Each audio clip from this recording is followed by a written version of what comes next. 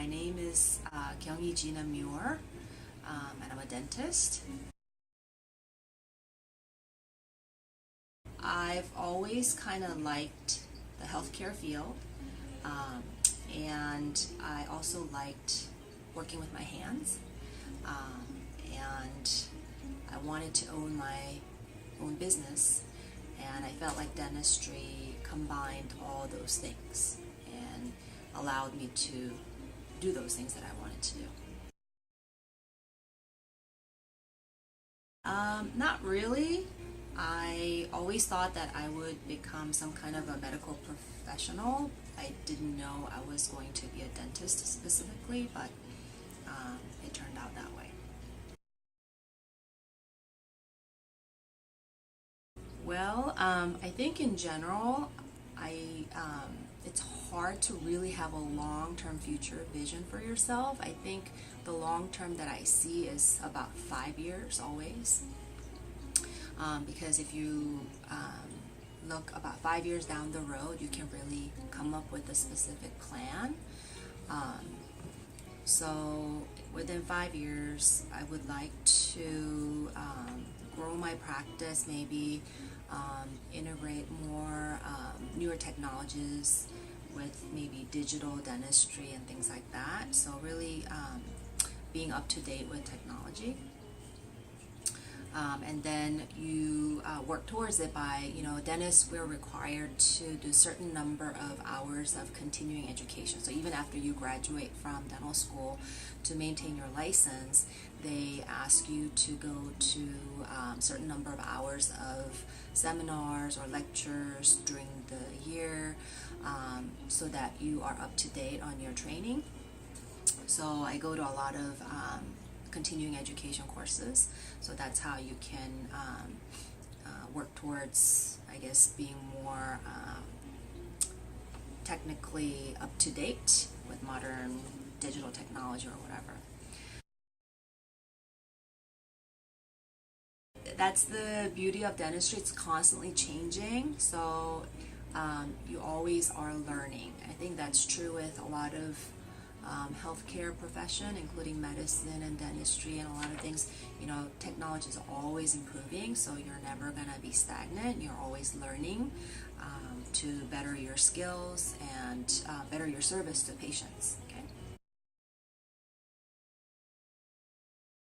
I think for any profession that you think you want to get into, you really need to go and experience it. So I would highly recommend maybe shadowing someone. If you're interested in dentistry or medicine, contact your local physician or dentist and see if you can maybe come and kind of like watch how everything works, because often what people think it is so different from the day-to-day operation. So you really want to get a good idea of what you're getting into, because it's such a long training process and investment for your time and education and money.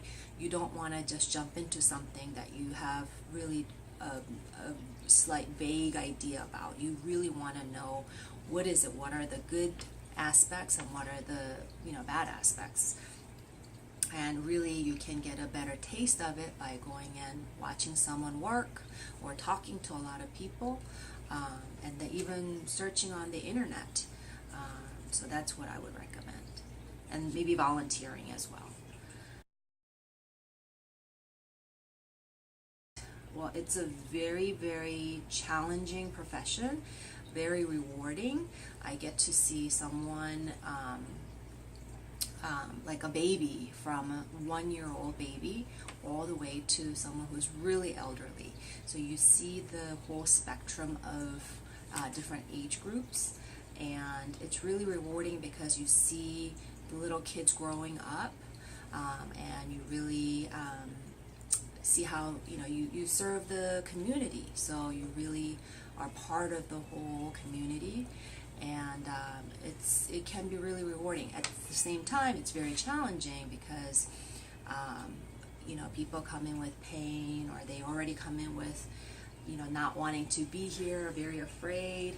So those things you have to really help them get comfortable. And then there's the whole business aspect of it, because it is a small business. It depends on what kind of dentist you are.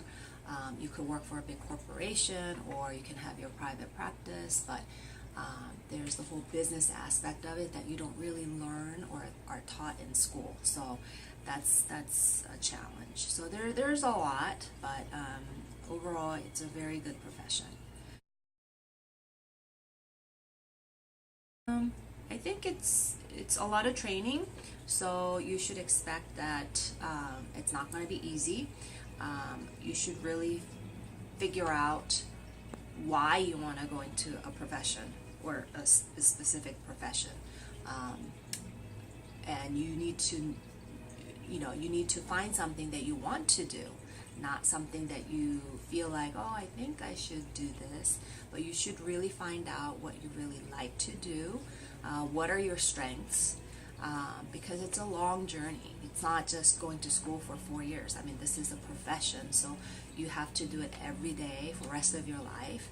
So you need to get into a field where you enjoy and that you're good at. And I think that's what you should expect from your profession.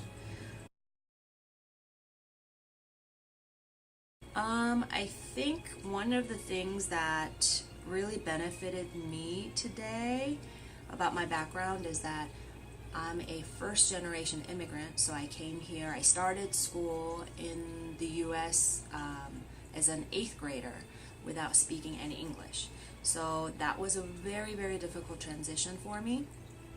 And I think going through that, even though it was very difficult at the time, it gives you kind of strength, because when you come upon things that are very difficult later on in your life, once you have gone through the difficult tasks or difficult things, you know that you can deal with other things. So it kind of gives you the confidence and maybe the strength. Oh, I've dealt with things harder than this before. So you are better kind of mentally prepared, and you're not like, oh my God, So you can, I think, be more ready to deal with things. Yes, and I think that's already happening. I see a lot of politicians and a lot of people who are up in higher positions, whether in government or just in corporations like CEOs or in all fields. I think we start to see, and we're already seeing a lot of leadership roles. You don't have to be the president of America to be a leader, right?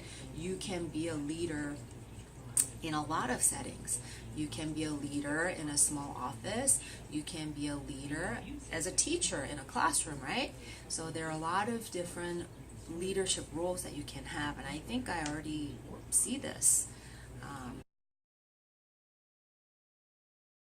I think it's just our culture, just work ethic that our parents kind of instill in children. It's a cultural thing, I think, as well, that we value hardworking. Probably a lot to do with immigration, because when you come here as an immigrant, whether you're Asian American or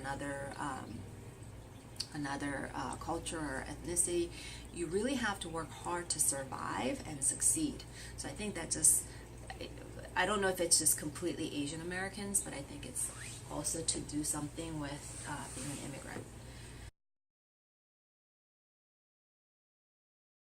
That's a hard one. I think I would tell myself that it will be okay, because when life is hard, especially as a student or even as a parent. You never get to the point where it's like, oh yeah, now I'm done, right? So it's a constant struggle, but I think you just have to tell yourself it's okay, whatever the difficult situations that you go through, it's okay, and prepare yourself, and then just be positive, really. And then, I don't know, you always kind of try to learn new things, never just become stagnant.